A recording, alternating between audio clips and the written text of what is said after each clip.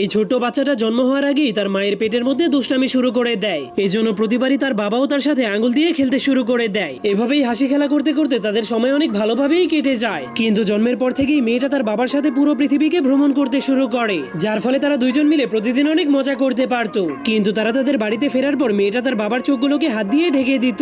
তখনই তার মা এসে তার কিউট ছোট্ট বাচ্চাটাকে ওয়েলকাম জানাতো। তার বাবা মায়ের সাথে থাকার কারণে মেয়েটার কোনো বিষয় নিয়েই কোনো সমস্যা হতো না। এজন্য মেয়েটার নজরে তার বাবাই ছিল তার একমাত্র রাজা।